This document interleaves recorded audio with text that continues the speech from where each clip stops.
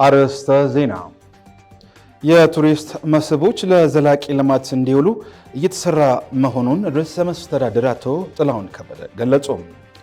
የጋሞ ማህበረሰብ ቴሌቪዥን የህዝብ አንድነትና ተጠቃሚነትን በሚያረጋግጡ ጉዳዮች ላይ የሚያደርገውን አስተዋጽኦ አጠናክሮ መቀጠል እንደሚገባ ተገለጸ። ከውጭ አሜሪካን ከኢራን ጋር ለንግግር ለመቀመጥ ተጨማሪ ጥቃት የመፈጸም ሀሳብን መተው እንዳለባት የሀገሪቱ ሚኒስተር ተናገሩ። የሚሉት የሰዓቱ አበይት ጉዳዮች ናቸው።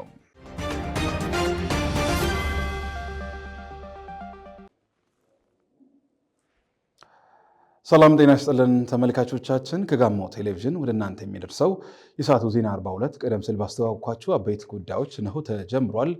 በዜና ወጃችን የስፖርትና የቢዝነስ መረጃዎች ተካተዋል። ከሀገር ውስጥና ከባህር ማዶ የመረጥናቸው መረጃዎች ወደ እናንተ እያደረስኩ ከእናንተ ጋር ቆይታ አደርጋለሁ። ዮሐንስ ባይሳ ነኝ።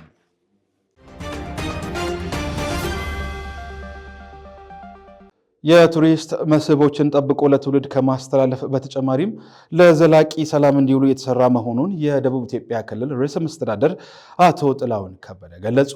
ባልደረባችን ሲሳይ ማሞ በዚህ ጉዳይ ተጨማሪ አለው። ርዕሰ መስተዳድሩ ይህን ያሉት የሃራ አተ ሆንሶ 15ኛ ዓመት በዓል በኮንሶ ዞን ካራት ከተማ ሲከበር ነው። የኮንሶ ማህበረሰብ የማይመች ተፈጥሮን በመቀየር የስነ አካላዊ ስራ ለዓለም ያሳየ ማህበረሰብ መሆኑን ነው የገለጹት። የኮንሶ ማህበረሰብ ድንቅ ባህሉና ታታሪነቱ መገለጫው ነው ብለዋል ርዕሰ መስተዳድሩ። በመሆኑም የኮንሶን ባህላዊ መልክዓ ምድርን በሚገባ በመጠበቅ ከቱሪስት መስህብነት በተጨማሪም የኢኮኖሚ ምንጭ ማድረግ እንደሚገባም ርዕሰ መስተዳድሩ አቶ ጥላሁን የሚያስገነዝቡት ይህንን የኮንሶ ህዝብ አኩሪ ባህል የትጋት የጽናት ተምሳሌት የሆነው ጠብቆ ያቆየውን ባህል ራሱ ጠብቆ ራሱ የሚጠቀም ለራሱ የብልጽግና እንዲሁም ከድህነት የሚወጣበት ሀብት የሚያገኝበት እንዲሆን አስፈላጊው ድጋፍ ስለሚያደርግ መጠበቅ፣ መንከባከብ፣ ለቀጣይ ትውልድ ማስተላለፍ ባህል እንድታደርጉ ከምንም በላይ የቱሪዝም መስህብ ብቻም ሳይሆን የኢንዱስትሪ መስህብ እንዲሆን አደራ ለማለት በዚህ አጋጣሚ ጠንከር አድርጌ መልእክት ለማስተላለፍ ፈልጋለሁ። የባህልና ስፖርት ሚኒስትር ዴኤታም ወይዘሮ ነፊሳ አልማህዲ በበኩላቸው ኢትዮጵያ የበርካታ ባህል ታሪክና የተፈጥሮ ሀብት ባለቤት መሆኗን ገልጸዋል። ከነዚህ መካከል በዩኔስኮ የተመዘገበው የኮንሶ ባህላዊ መልክዓ ምድር አንዱ እንደሆነ ነው ወይዘሮ ነፊሳ የጠቀሱት። ሀገሪቱ ያላትን የቱሪስት ሀብቶች ጠብቆ ለትውልድ ከማስተላለፍ ባሻገር ለዘላቂ ልማት ለማዋል እየተሰራ መሆኑን ነው ያመለከቱት። የኮንሶ ማህበረሰብ የራሱን ሀገረሰባዊ ፍልስፍናና እውቀቶችን በማዳበር አካባቢውን ጠብቆ በማቆየት ሀገራችን ለዓለም ተምሳሌት እንድትሆን ያስቻለ ብርቅዬ ባለውለታ ህዝባችን ነው። የኢፌዴሪ ባህልና ስፖርት ሚኒስቴር ሀገራዊ የልማት ፖሊሲዎችና አሰራሮችን በመዘርጋት የሀገራችን ብሔር ብሔረሰቦች ህዝቦች ባህል፣ ታሪክና ቋንቋዎች እንዲጠኑ፣ እንዲሰነዱ፣ እንዲለሙና እንዲተዋወቁ በማድረግ ሁለንተናዊ ልማትና ሀገራዊ ብልጽግናን ለማሳካት ከሚመለከታቸው አካላት ጋር እየሰራ ይገኛል። የኮንሶ ማህበረሰብ ከሌላው ኢትዮጵያዊ በደም የተሳሰረ መሆኑን የሚናገሩት ደግሞም የኮንሶ ዞን ዋና አስተዳዳሪ አቶ ገለቦ ጎልቶሞ ናቸው። ይህን አንድነት በማጠናከርናም የጥላቻን ግንብ በማስወገድ አንድነትን ማጠናከር ይገባል ይላሉ። አጎራባቾቻችን ከግጭት አዙሪት ወጥተን የልማት ሞዴልና ተምሳሌት እንሆን ሁላችንም ልንተባበር ይገባናል። ከበዓሉ ታዳሚዎች አንዳንዶቹ እንዳሉት የኮንሶ ማህበረሰብ ለኢትዮጵያ ያበረከተው ባህል ተጠብቆ ለትውልድ እንዲተላለፍ እንደሚሰሩ ነው የሚናገሩት። በተቀመጥኩበት በቆምኩበት አስተምራለሁ። አሁንም ቢሆን ለማስተማር ለማስረዳት ፍቃደኛ ነኝ። ብዙ ያልተነገረለት የሚተነፍሱ ተራራዎች አሉ። ዶሃ አካባቢ ፍል ውሃ አለ። ጥቅጥቅ ጥብቅ ደኖች አሉ። በ9 ጎሳዎች የተዋቀረ ነውና ይህንን አስደናቂ እሴት በዓለም ያለ ህዝብ ሁሉ መጥቶ ቢመለከት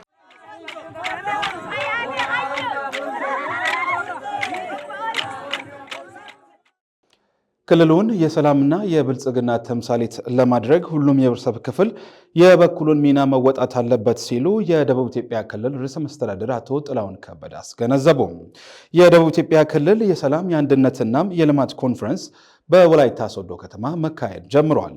ለአብርሃም አዶ ዘገባ ፍሬ አበበ የደቡብ ኢትዮጵያ ክልል ርዕሰ መስተዳድር አቶ ጥላሁን ከበደ በወቅቱ እንዳሉት በክልሉ በርካታ የልማትና የመልካም አስተዳደር ተግባራትን ማከናወን እንደተቻለ ገልጸዋል። የክልሉን ሕዝብ ዘላቂ ሰላምና ሁለንተናዊ ተጠቃሚነትን የሚያረጋግጡ መሰረታዊ ሕጎች ወጥተው ውጤታማ ተግባራት መከናወናቸውንም አሳውቀዋል። የደቡብ ኢትዮጵያ ክልል ዘርፈ ብዙ ማህበራዊና ባህላዊ እሴቶች ባለቤት መሆኑን አንስተው የአብሮነት እሴትን ማጎልበት እንደሚገባም አስገንዝበዋል። የሚያለያዩ ሀሳቦችን ወደ ጎን በመተው አንድነትን ማስረጽ የሁሉም ኃላፊነት መሆን እንዳለበትም ተናግረዋል። የግብርና ምርትና ምርታማነትን በማሳደግ ረገድ አመርቂ ተግባራት የተከናወኑ ቢሆንም ክልሉ ካለው እምቅ ጸጋ አኳያ ይበልጥ መረባረብ እንደሚያስፈልግም ጠቁመዋል። በትምህርት ዘርፍ አበረታች ለውጥ የታየ ቢሆንም መጠነ ማለፍን ጨምሮ በዘርፉ የሚስተዋሉ ችግሮችን መፍታት ትኩረት እንደሚያስፈልገው አሳውቀዋል። የሁሉ አቀፍ የጤና አገልግሎት ተጠቃሚነትን ከማሳደግ አንጻር በተለይም የማህበረሰብ መድኃኒት ቤቶችን በማስፋፋት አበረታች ለውጥ መታየቱን አስረድተዋል። አክለውም ክልሉን የሰላምና የብልጽግና ተምሳሌት ለማድረግ ሁሉም የህብረተሰብ ክፍል ሊተጋ እንደሚገባም አስገንዝበዋል። የክልሉ የመንግስት ዋና ተጠሪ አቶ ገብረ መስቀል ጫላ ብልጽግና ፓርቲ የሀገራችንን አንድነት ከተፈታተኑ ቁልፍ ችግሮች በማላቀቅ ከመበተን አደጋ መታደጉን ተናግረዋል። የለውጥ መንግስት ከነጠላ ትርክት ይልቅ የወንድማማችነት ትርክትን በማስረጽ አይነተኛ ሚና መወጣቱን አንስተው የደቡብ ኢትዮጵያ ክልልም የትሩፋቱ ተጠቃሚ መሆኑን ተናግረዋል። በክልሉ ህዝቦች ጥያቄ የተደራጀው የደቡብ ኢትዮጵያ ክልል መንግስት የህብረተሰቡን ተሳትፎና ተጠቃሚነት ለማሳደግ ጠንክሮ እየሰራ እንደሚገኝ ገልጸዋል። የኮንፈረንሱ ተሳታፊዎች የክልሉ መንግስት የትኩረት አቅጣጫዎችን በመከተል ለሁለንተናዊ ብልጽግና መትጋት እንደሚገባቸውም አስገንዝበዋል። ኢኮኖሚው ከሚያመነጨው ሀብት ገቢን አሟጦ በመሰብሰብ የህዝብን ተጠቃሚነት ማረጋገጥ እንደሚገባ ተገለጸም።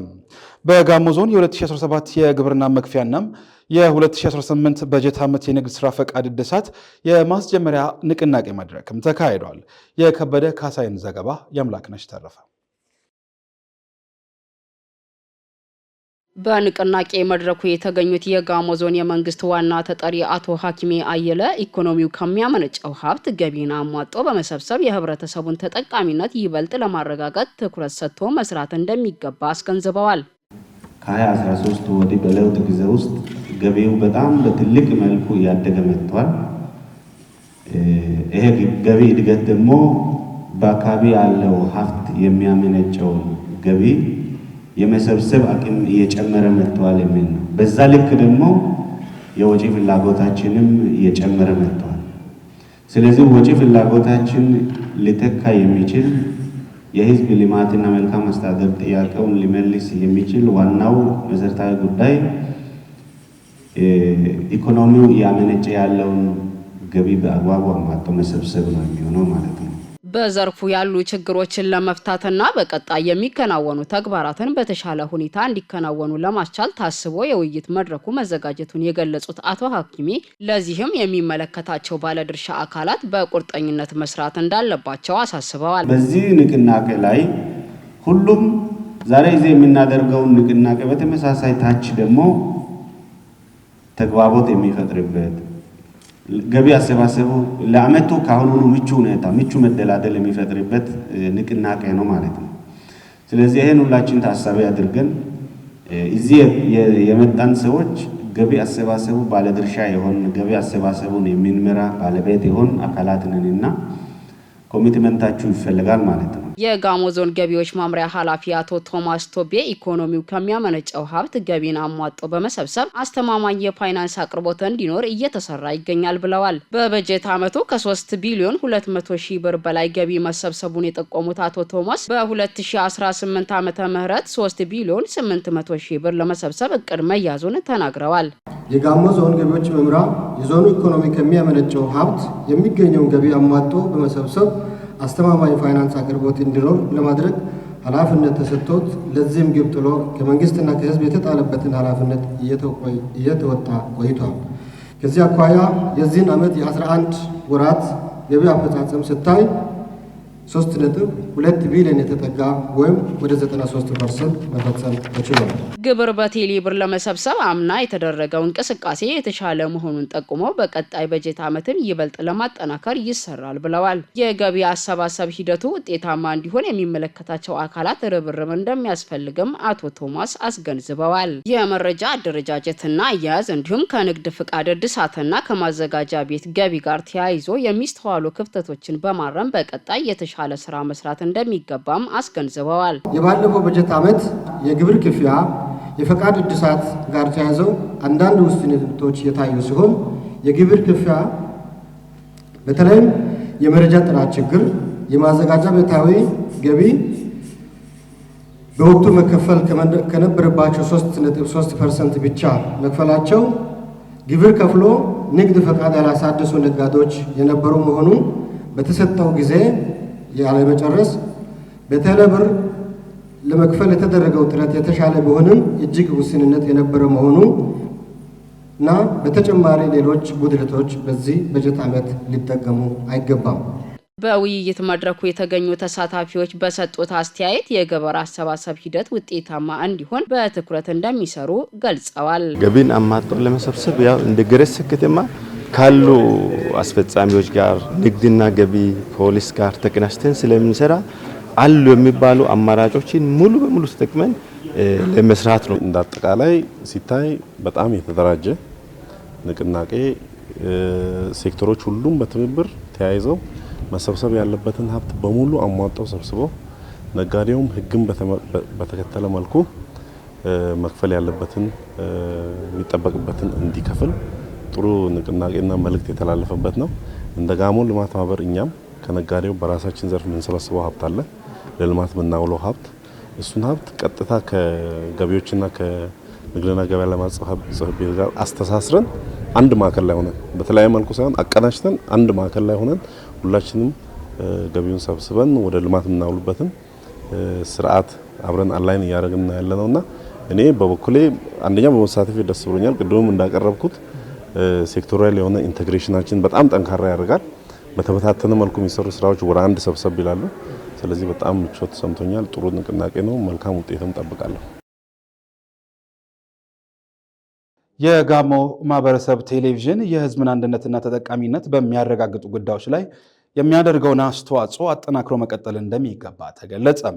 ለተቋሙ ባለሙያዎች በመሰረታዊ የጋዜጠኝነት ጽንሰ ሀሳብ ዙሪያ የአቅም ማጎልበቻ ስልጠናም ተሰጥቷል። ባልደረባችን መስፍን ባንጃው በዚህ ጉዳይ ተጨማሪ አለው። የሚዲያው ዋነኛ ዓላማ የዞኑን ህዝብ ማህበራዊ፣ ኢኮኖሚያዊና ፖለቲካዊ ተሳትፎና ተጠቃሚነት ማሳደግ መሆኑን የተናገሩት የጋሞ ዞን አስተዳደር የመንግስት ረዳት ተጠሪ አቶ ተመስገን ዩኤል ይሄ እውን እንዲሆን የቴሌቪዥን ጣቢያው እያከናወነ የሚገኘውን ተግባር ማጠናከር ይገባል ብለዋል። አክሎም የሚቀርቡ ይዘቶች ማህበራዊና ባህላዊ እሴቶች ላይ እንዲሁም የገዢ ትርክትን ለማስረጽ የሚደረገውን እንቅስቃሴ ማበረታታት እንደሚገባ አስረድተዋል። ጋሞ ማህበረሰብ ቴሌቪዥን ዞኑ ውስጥ የሚሰሩ የልማትና መልካም አስተዳደር ስራዎችን ወደ ህዝቡ የሚያደርስ ለህዝቡ ተጠቃሚነት የተቋቋመ ትልቅ ተቋም ነው። ፈተናዎቹን ለመሻገር የገዢ ትርክት በላይነትን ከማስረጽ አንጻር የሚዲያው ሚና እጅግ በጣም ከፍተኛ ነው። ሚዲያውን ስንል የምናሰራጨው የምናስተላልፈው ለህብረተሰቡ ጆሮ የምናደርሰው ለህብረተሰቡ አይን የምናደርሳቸው የተያያዝናትን ህብረ ብሔራዊነትን ሊያጎናጽፍ የሚችል የገዢ ትርክት በላይነትን አስተሳሳሪ ትርክትን የበላይነትን ከማጎናጸፍ አንጻር የሚዲያውም የሚዲያ ባለሙያዎችም የጋዜጠኞቹም ሚና እጅግ በጣም የላቀ ነው። የህዝብ አንድነትን ለማጠናከር በሚደረገው እንቅስቃሴ የሚዲያው አስተዋጽኦ እንዲጎለብት የአቅም ግንባታ ስልጠና ወሳኝ መሆኑንም አስገንዝበዋል። አንድ በሚያደርጉን ጉዳዮች ላይ ነው ትኩረት ማድረግ ያለብን። ከዞኑ አንድነት፣ ከዞኑ ልማት ጉዳዮች፣ ከዞኑ ሰላም ጉዳዮች አጠቃላይ ዞኑን ገጽታ በሚገነባ መልኩ ስነምግባርን ተከትለን መስራት ባለንባቸው ነገሮች ላይ ትኩረት ሰጥተን መስራት አለብን የሚለው ነገር ተይዞ አጠቃላይ የሚወርደው ስልጠና ያንን የሚያጎላ ነው፣ አቅማችሁን የሚገነባ ነው። የሚዲያው የይዘት አዘገጃጀትና አቀራረብ ሳቢ እንዲሆን የባለሙያዎችን ግንዛቤ ማሳደግ የስልጠናው ዋና ዓላማ መሆኑን የጋሞ ማህበረሰብ ቴሌቪዥን ስራ አስኪያጅ ዶክተር ማንጉዳይ መርጮ አብራርተዋል። የማህበረሰቡን አዳጊ የመረጃ ፍላጎትን ታሳቢ በማድረግ ወቅታዊነታቸውና ተአማኒነታቸው የተረጋገጡ አስተማሪና አዝናኝ መረጃዎችን የማቀበሉ ስራ ተጠናክሮ እንደሚቀጥልም ገልጸዋል። ስልጠናው ሲዘጋጅ ለድርጅታችን ሰራተኞች አቅማቸውን ያጎለብታል በሚል እሳቤ ነው የተዘጋጀው። ስልጠናው በአራት መሰረታዊ ጉዳዮች ያተኮረ ነበር የነበረው። የመጀመሪያው የጋዜጠኝነት መሰረታዊያን ምንድናቸው፣ መሪዎቹስ ምንድናቸው በሚል ከዛ ባሻገር ደግሞ የዜና አጻጻፍ ላይ በጣም ሰፋ ያለ ጊዜ ወስደን በሚጠቅም መልኩ ስልጠናው ሲሰጥ ነው የቆየው። ከዚህ በተጨማሪ ደግሞ ይዘት አጻጻፍ ምንድነው መምሰል ያለበት፣ ጋዜጠኞች ይዘትን እንዴት ነው መጻፍ ያለባቸው፣ ይዘት ከመጻፍ ባሻገር የጋዜጠኛ ወይም የሚዲያ ሰራተኞች ስነ ምግባራቸው ምንድነው መምሰል ያለበት ብዙ ተብሏል። ተቋሙ ከወቅቱ ጋር ራሱ ማሻሻል እንደሚጠበቅበት አስገንዝበው የጣቢያው ጋዜጠኞች ከስልጠናው ያገኙትን ዕውቀት ወደ መሬት ማውረድ አለባቸው ብለዋል። ስልጠናው ጋዜጠኞች ሙያዊ ብቃታቸውን በማሳደግና የመረጃ አቀራረባቸውን የበለጠ ለማሻሻል አጋዥ መሆኑን ገልጸው ተከታታይነት እንደሚኖረውም ዶክተር መንጉዳይ ጠቁመዋል። በአጠቃላይም አስተማሪ በሚባሉ ጉዳዮች መሰረታዊ ጉዳዮች ላይ ሰፊ ስልጠና ተሰጥቷል። እርግጠኛ ሆኜ የምነግረው እንደ አንድ የጋሞ ቴሌቪዥን ስራ አስኪያጅ ሰራተኞቼ ይህንን ከነገ ጀምሮ ከዚህ ሰዓት ጀምሮ ተግባራዊ በማድረግ የተሻለ የስራ አካባቢ ይፈጠራል የሚል እምነት አለኝና እጅግ ደስ ብሎኛል። ስልጠናው ጋዜጠኞቹ የነበራቸውን ልምድ የበለጠ የሚያጎለብት መሆኑን የገለጹት ከአሰልጣኝ መምህራን አቶ ተስፋዬ አለማየሁ የጣቢያው ጋዜጠኞች የህዝብን ባህላዊና ተፈጥሯዊ እሴቶችን በማስተዋወቅ መንግስትንና ህብረተሰቡን ይበልጥ ማቀራረብ እንደሚጠበቅባቸው አመላክተዋል። ይህ ስልጠና እንግዲህ ያላቸውን ልምድ ያላቸው ተሞክሮ ላይ መሰረታዊ እውቀት ይጨምርላቸዋል ብለን እናስባለን እና ይህንንም ከኛ ያገኙትን ልምድና ተሞክሮ በእርግጠኝነት ተግብሮት በሙያቸው የተሻለ ስራ ለህብረተሰቡ የሚጠቅም ስራ እንደሚሰሩ ተስፋ አድርጋለሁ። የሚዲያም በህብረተሰቡን የዲሞክራሲ ጥያቄን፣ የሰላም፣ የልማት ጥያቄን በማገዝ በመንግስትና በህብረተሰቡ መካከል ያሉ ግንኙነቶችን ጥሩ በማድረግ ህብረተሰቡ የተሻለ ተጠቃሚ ሊሆን እንደሚያስችል በዛ መልኩ እንደሚሰራ ተስፋ አድርጋለሁ። ከጣቢያው ሰራተኞች መካከል አንዳንዶቹ እንደገለጹት ስልጠናው በስራ ላይ የሚገጥሙ ፈተናዎችን ለማለፍ አቅም የሚፈጥር ነው። ይሄ የአቅም ማጎልበቻው ስልጠና ብዙ የረዳን ነው ብሎ መግለጽ ይቻላል። በተለይ ደግሞ ስልጠናው የተዘጋጀባቸው ርዕሰ ጉዳዮች እንደዚሁ በተግባር ሂደት ላይ በነበርንበት ሰዓት ያሉንን ጉድለቶች እንድንሞላ ያደረጉ ናቸው። በተለይ እኔ በግል ከተጠቀምኩባቸው የስልጠና ርዕሶች አንዱ ከይዘት አንጻር የተሰጡ ይዘቶችን እንዴት ነው ዴቨሎፕ ማድረግ ያለብን የሚለው ጉዳይ ላይ ገባ ያለ ስልጠና የወሰድንበት ነው። ከዛም ውጪ ደግሞ የጋዜጠኝነት ስነ ምግባርና የሙያው ኢቲክስ በራሱ ምን ይመስላል በሚል የተነሱ ሀሳቦች ከዚህ ቀደም በነበረን እውቀት ላይ ተደማሪ ሆነው ለቀጣይ ለምንሰራው ስራ ተጨማሪ አቅም የሚሆኑ ናቸው። እንግዲህ ከዚህ ቀደም እስካሁንም በስራ ላይ ቆይተናል። በስራ ውስጥ በነበርንበት ጊዜያት ውስጥ የነበሩ ክፍተቶች አሉ። ያኝን ከመሙላት አንጻር እንዲሁም ደግሞ ወቅቱን ባገናዘበ መልኩ አዳዲስ መረጃዎችን እንዴት በተገቢው መንገድ አደራጅተን ለማህበረሰቡ ማድረስ እንችላለን የሚሉ ጥሩ ግንዛቤውን ያገኘንበት ቆንጆ ስልጠና ነበረ። የማህበረሰብ ቴሌቪዥን ከመሆናችን አንጻር የማህበረሰባችን እሴት፣ ወግ፣ ባህል እንዴት ባለ መልኩ መንቀሳቀስ አለብን ከቋንቋ አጠቃቀማችን የተነሳ እያንዳንዱን በብስለት መሄድ እንዳለብን ነው የሚያሳየው።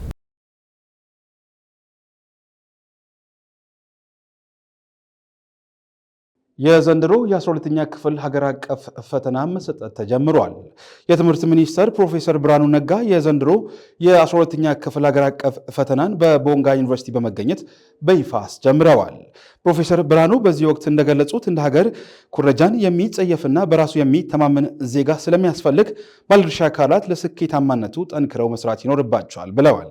ተማሪዎች በጥሩ ስነ ምግባር የታነጹና በራስ መተማመን የዳበሩ መሆን እንዳለባቸው ገልጸው ፈተናውን ሳይረበሹ መውሰድ እንዳለባቸው ማስገንዘበዋል።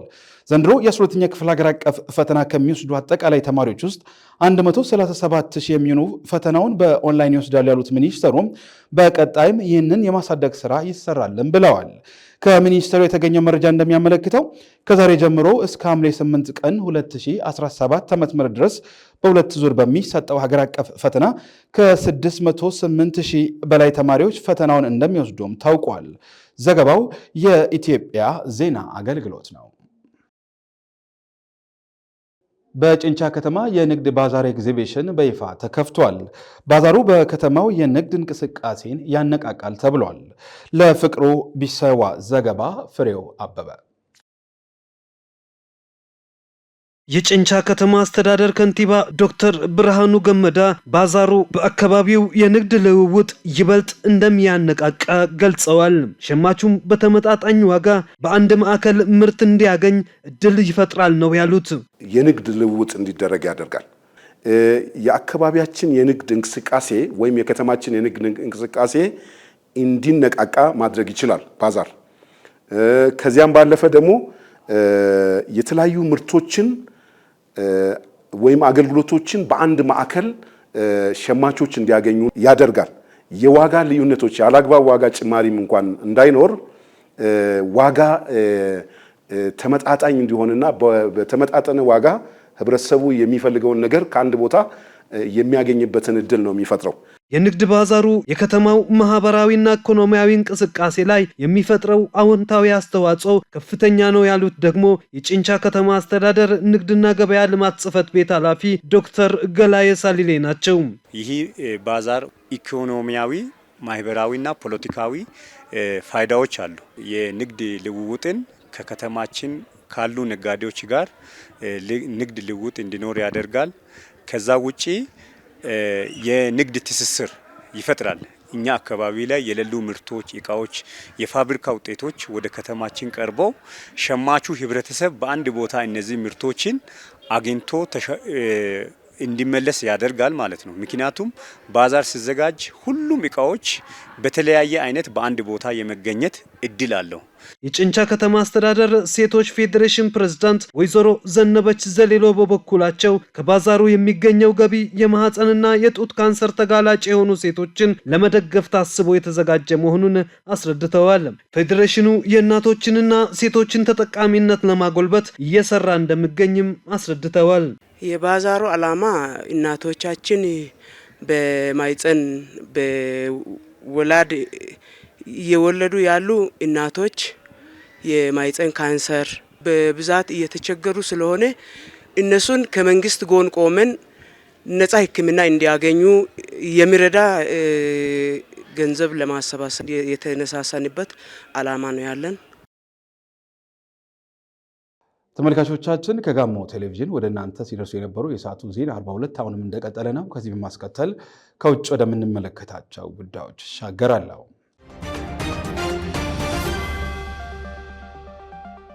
አሜሪካን ከኢራን ጋር ለንግግር ለመቀመጥ ተጨማሪ ጥቃት የመፈጸም ሀሳብን መተው እንዳለባት የሀገሪቱ ሚኒስተር ተናገሩ።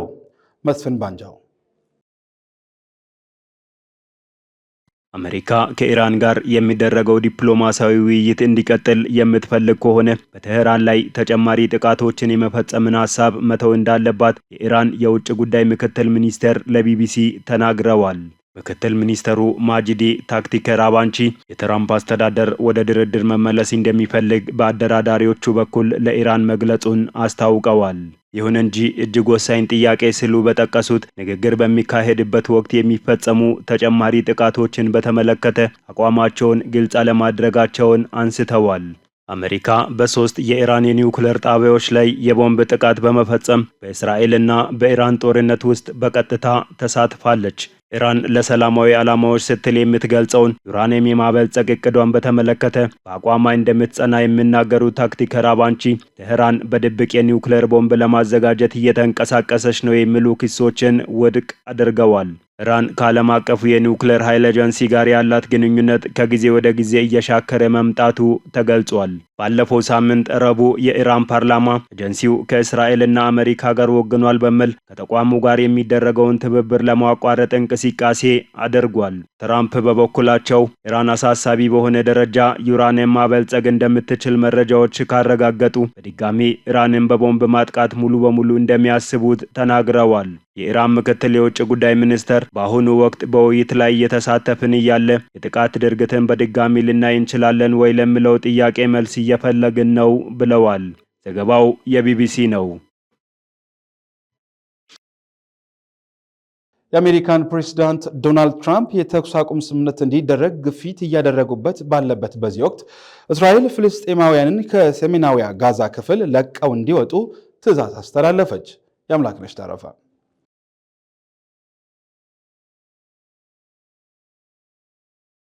የእስራኤል መከላከያ ኃይል ወደ ደቡብ ጥቃቱን እያጠናከረና እያሰፋ መሆኑን በጋዛ ከተማ በጃቢሊያ ባሉ አካባቢዎች የሚኖሩ ሰዎች ወደ ደቡብ ወደ አልማሲያ የባህር ዳርቻ አካባቢ እንዲሄዱ ተነግሯቸዋል። እሁድ ዕለት ከቀትር በፊት በነበሩ 24 ሰዓታት ውስጥ እስራኤል በፈጸመችው ጥቃት ቢያንስ 86 ሰዎች መሞታቸውን በሐማስ የሚመራ የጤና ሚኒስቴር አስታውቋል።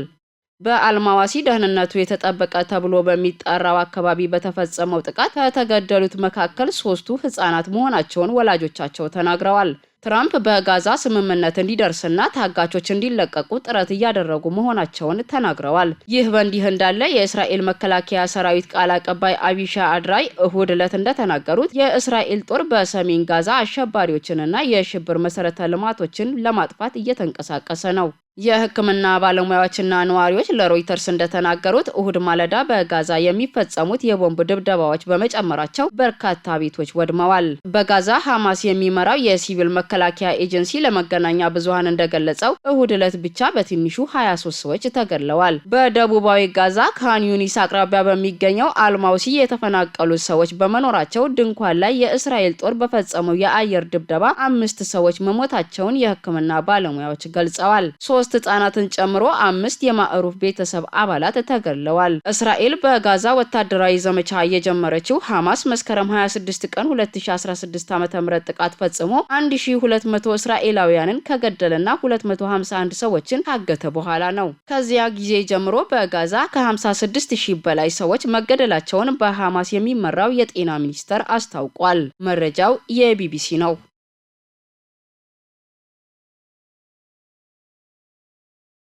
ተመልካቾቻችን ከጋሞ ቴሌቪዥን ለሰዓቱ ወደ እናንተ ሲደርሱ የነበሩ ዜና 42ን ከማገባደዳችን አስቀድመን አርዕስተ ዜናዎቹን በድጋሚ እናስታውሳቸው። የቱሪስት መስህቦች ለዘላቂ ልማት እንዲውሉ እየተሰራ መሆኑን ርዕሰ መስተዳድር አቶ ጥላሁን ከበደ ገለጹ። የጋሞ ማህበረሰብ ቴሌቪዥን የህዝብ አንድነትና ተጠቃሚነትን በሚያረጋግጡ ጉዳዮች ላይ የሚያደርገውን አስተዋጽኦ አጠናክሮ መቀጠል እንደሚገባ ተገለጸ። ከውጭ አሜሪካን ከኢራን ጋር ለንግግር ለመቀመጥ ተጨማሪ ጥቃት የመፈጸም ሐሳብን መተው እንዳለባት የሀገሪቱ ሚኒስተር ተናገሩ። የሚሉት የሰዓቱ አበይት ጉዳዮች ነበሩ። ከሀገር ውስጥና ከባህር ማዶ የመረጥናቸውን መረጃዎች ወደ እናንተ እያደረስኩ ከእናንተ ጋር ቆይታ ያደረግኩት እኔ ዮሐንስ ባይሳ ነበርኩ። በቀጣይ ስፖርታዊ መረጃዎች ይደርሳሉ። ሰላም።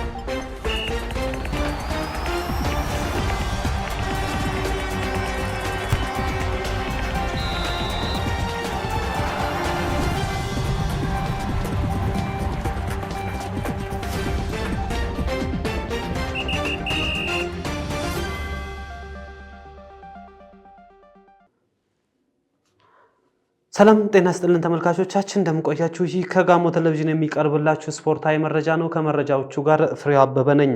የ2017 የልዑቅ ኢትዮጵያ ታላቁ ሩጫ በርካታ ተመልካቾች በተገኙበት በአርባ ምንጭ ከተማ ተካሄደ። ተስፋ ያሰፋ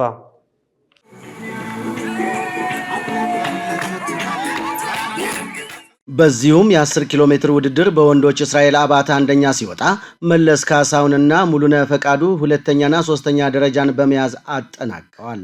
በሴቶች ሰላም አበበ አሸናፊ ስትሆን ድንቅነሽ ኦሪሴንጎና ሜሮን አበበ ሁለተኛና ሶስተኛ ወጥተዋል። በመርሃ ግብሩ የ7 ኪሎ ሜትር እና የህፃናት ሩጫ ውድድሮች የተካሄዱ ሲሆን የቱሪዝም ሚኒስትር ዴኤታ ዶክተር እንደገና አበበ፣ የደቡብ ኢትዮጵያ ክልል ባህል ቱሪዝም ቢሮ ኃላፊ ወይዘሮ ወይንቱ መልኩ፣ የአርባ ምንጭ ከተማ አስተዳደር ከንቲባ ዶክተር መስፍን መንዛ በክብር እንግዳነት ተገኝተዋል። የ2017 ዓ.ም ልዑቅ ኢትዮጵያ ክላሲክ በአርባ ምንጭ ከተማ የተካሄደው ታላቁ ሩጫ የሀገር ውስጥ ቱሪዝሞችን በማነቃቃት የቴክኖሎጂ ሽግግሮችን ለማፋጠን አይነተኛ መሳሪያ መሆኑን የቱሪዝም ሚኒስትር ዴኤታ ዶክተር እንደገና አበበ ገልጸዋል። የነበሩ የቱሪዝም መዳረሻዎችን በማልማትና እሴቶቻችንን በማስፋት ረገድ የቱሪዝም ሚኒስቴር ከሚሰራቸው ስራዎች ዋነኛዎቹ ናቸውም ብለዋል። ሚኒስትር ዴኤታው አክለው ከተሞች ከቱሪዝም ሚኒስቴር ጋር በጋራ በመሆን ዘርፉን የበለጠ ለማስተዋወቅ ተቀራርበው እንዲሰሩ ጥሪ አቅርበዋል። ስፖርቱም ዘርፍ ካየን አርባ ምንጭ ከነማን ጨርቃ ጨርቅ ማንሳት እንችላለን። ብዙ ስፖርተኞች የወጡበት ሀገር ነው። ግን አዳዲስ ስፖርተኞች፣ አዳዲስ የቱሪስት መዳረሻዎች፣ አዳዲስ ገበያዎች ደግሞ ለአርባ ምንጭ ያስፈልጋታል። ምክንያቱም ቱሪዝም የወቅታዊ ስራ እንዲሆን አንፈልግም። ቱሪዝም ከአመት እስከ አመት አርባ ምንጭ ከአመት እስከ አመት ቢዚ እንዲሆን ነው የምንፈልገው። በሀገር ውስጥም ጎብኚ፣ በውጭ ሀገርም ጎብኚ። ለዛም የሚሆኑ አዳዲስ ግብዓቶችን በማምጣት ትልቅ ፋይዳ ያለው ፕሮግራም ነው ይሄ። ከዛ በላይ ደግሞ እንደሚታወቀው ሀገራችን ከቱሪዝሙ ባሻገር አሁን የኮንፈረንስ ማዕከል እየሆነች ነው። በአዲስ አበባ ከተማ ብቻ የዓለም አቀፍ ኮንፈረንሶችን ካሰብን ከ100 በላይ ኮንፈረንሶችን አዘጋጅተናል። አሁን ሁለተኛ ከተማ ያስፈልገናል፣ ሶስተኛ ከተማ ያስፈልገናል። አርባ ምንጭ ደግሞ ለዛ እየተዘጋጀች ነው ያለችው። ስለዚህ በዛ መልኩ አርባ ምንጭን ማስተዋወቅ ሌላኛው ፋይዳው ነው ማለት ነው። ሶስተኛው ብዙ ወጣቶች ያሉበት ሀገር ውስጥ ነው ያለ ነው። አርባ ምንጭ ውስጥም እንደዛ በጣም ብዙ ወጣት በጣም ስራ ወዳድ ወጣት ነው ያለው። እንግዲህ እነሱ ደግሞ ከዚህ ከቱሪዝሙ መጠቀም አለባቸው። ስለዚህ ቱሪዝሙ ማነቃቃት፣ የስራ ፈጠራም ማምጣት፣ የቴክኖሎጂ ሽግግርን ለማድረግ ትልቅ ፋይዳ ያለው ፕሮግራም ነው ብለን መውሰድ እንችላለን። ከዛ በላይ ግን ከኪነ ጥበብና ስፖርት ሌላኛው ለአርባ ምንጭ ከተማ በቱሪዝም መልኩ ደግሞ ኢንቨስትመንት እንዲያመጣ እንፈልጋለን። ለዛም ትልቅ ሚና ይጫወታል ብለን እናስባለን። የአርባ ምንጭ ከተማ አስተዳደር ከንቲባ ዶክተር መስፍን መንዛ በበኩላቸው ይህንን ታላቁን ሩጫ ፕሮግራም በከተማው እንዲዘጋጅና እንዲከናወን ያደረጉትን ባለድርሻ አካላትንም አመስግነዋል። ይህንንም እድል ተጠቅመን በቀጣይ ከዚህ በበለጠ መስራት እንዳለብንም ትልቅ የቤት ስራ ወስደንበታልም ብለዋል። ታላቁ ሩጫ በኢትዮጵያ አርባ ምንጭ ላይ እንዲዘጋጅ እንዲከናወን ያደረጉ የቱሪዝም ሚኒስትር ታላቁ ሩጫ አጠቃላይ ክሩን ሳፋሪኮም ኢትዮጵያ በዚህ አጋጣሚ እጅግ ከልብ አመሰግናለሁ። ምክንያቱም ይሄ ለኛ አርባ ምንጭ ያላትን ጸጋ ለማስተዋወቅ ከምናገኘው ትልቁ እድል ነው። ከኢትዮጵያ ሌሎች ይሄ ሁሉ አሁን እንግዲህ አርባ ምንጭ መነቃቃት ላይ መሆኑን ያሳያል። ትኩረቱ ሁሉ ወደ አርባ ምንጭ ሆኗል። ስለዚህ እኛ ከዚህ የምንወስደው አሳይመንት እኛ ላይ በጣም ከፍ ያለ አሳይመንት እንዳለ አርባ ምንጭ ያላትን ጸጋ በደንብ ማሳየት እንዳለብንና በዚህ አጋጣሚ ይህንን ያለ መድረኮች ድሎችን ተጠቅመን አርባ ምንጫችን የእውነትም በዓለም የምትጠቀስ ከተማ መሆኗን በእውኑ ለማሳየት መጣር እንዳለብን ትልቅ አሳይመንት የሰጠ መድረክ ነው። ትልቅ ፋይዳም ያለው መድረክ ነው። የዳሸን ባንክ ወላይታ ዲስትሪክት ዳይሬክቶሬት ዳይሬክተር አቶ ተስፋለም መንግስቱ በተፈጥሮ ጸጋ ውብ በሆነችው አርባ ምንጭ ከተማ የተካሄደው ታላቁ ሩጫ አጋር በመሆናችን ተደስተናል፣ ይህንንም ተግባር እናስቀጥላለን ብለዋል። በጣም ደስ የሚል ድባብ የኛም የዚህ ሩጫ አጋር በመሆናችን የተደሰትኩበት ነው። በጣም ደስ ይላል። እንግዲህ ጅማሬው በጣም ምርጥ ነው። አርባ ምንጭ ውብ ናት፣ ፕሮግራሙም ውብ ነው። በዚህ ዘርፍ ደግሞ ዳሸን ባንክም የራሱን የኤስጂ የሚል ከፖሊሽን ነፃ የሆነ አረንጓዴ ልማት ላይ የሚሰራ ክፍል ያለው ባንክ ነው። እንግዲህ እዛ ላይ እየሰራን ነው። እኛም የዚህ ሀገር አጋር በመሆናችን በጣም ደስተኛ ነኝ። የታላቁ ሩጫ በኢትዮጵያ ክብር አምባሳደር አርቲስት ስለሺ ደምሴ የጋሞ ሕዝብ እንግዳ ተቀባይ ከመሆኑም ሌላ ያደረገልን አቀባበልም የሚያስደስት ነው ብለው ስፖርቱን ከቱሪዝም ጋር በማስፋፋት የተለያዩ የልማት ስራዎችም እንዲነቃቁ ተቀራርቦ መስራት ይጠበቅብናል ብለዋል። እኛ አርባ ምንጭ አሁን በታላቁ ሩጫ ሳይሆን ከዚህ በፊት የሚያውኛ ጽራቱንና የአካባቢ እንክብካቤውን ስራ ስንሰራ እዚህም ብዙ ጊዜ መተናል። ከህብረተሰቡ ጋር ጽዳትም ሰርተናል። አንዳንድ ችግኝ ተከላም እንደዚሁ በመሀል መንገዶች ላይ ከፋፋይ መንገዱ ላይ ያ ብዙ ሞክረናል። የማህበረሰቡ በጣም የሚገርም በቃ የጋሞ ህዝብ በጣም የሚገርም ነው። ኢትዮጵያ ውስጥ ምልህ በቃ በጣም ተቀባይ ነው። አመለካከቱ ሁሉ በጣም ግሩም ነው። ፖሊሱ ላይ የሚሰሩት አካሎች ለዚህ የግድ አስፈላጊ ነው። የጤና ጉዳይ ነው፣ የልማት ጉዳይ ነው። ለትውልድ ጥሩ የሚሄድ ቱሪዝሙን በለው ለብዙ መንገዱ ትልቅ ነገር ነው እና አካባቢው እንዲለማ የማድረግ ሁኔታውን በይበልጥ አተኩሮ የሚሰራበት አይደለም እና አሁን እሱ ላይም እየገፋን ነው።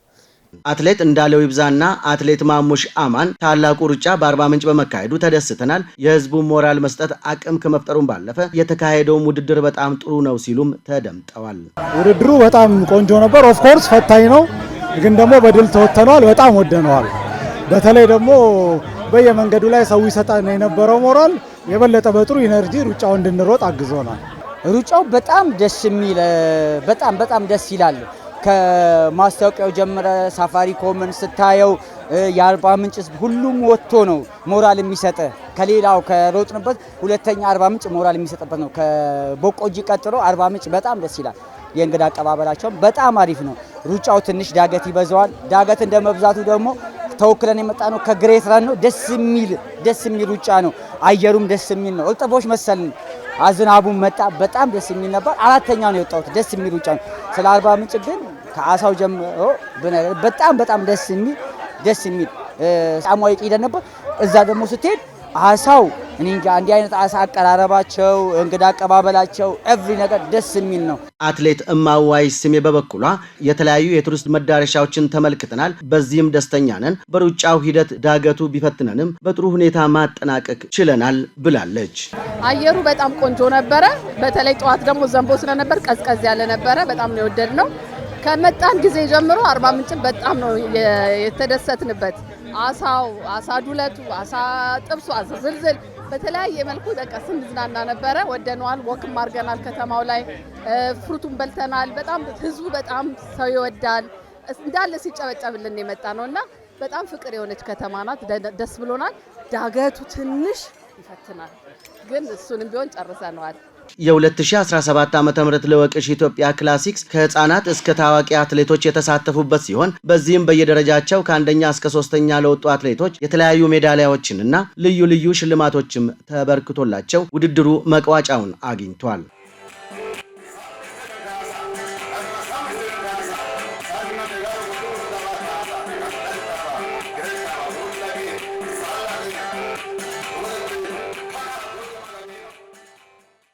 የስፖርት ዘርፍ ብቁና ጤናማ ዜጋ ከማፍራት ባሻገር ለሀገር ግንባታ የሚያበረክተው አስተዋጽኦ ከፍተኛ መሆኑ ተገለጸ።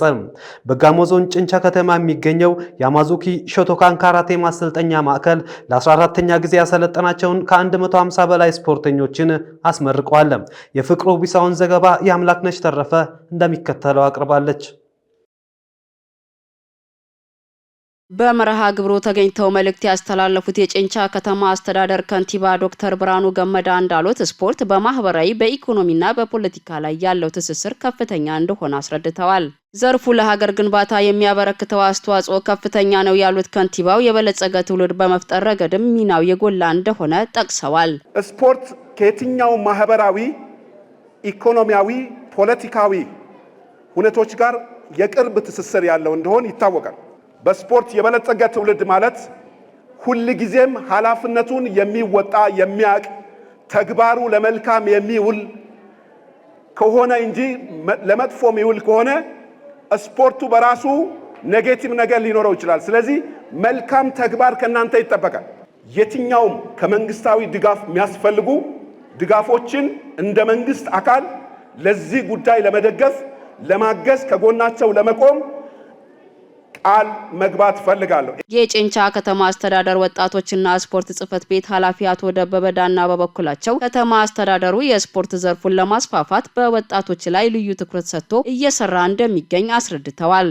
ተቋማችን በከተማ አስተዳደር ደረጃ በተለያዩ ዘርፎች በመሰልጠን የስልጠና ጊዜያቸውን ሲያጠናቅቁ እያስመረቀ ቆይቷል።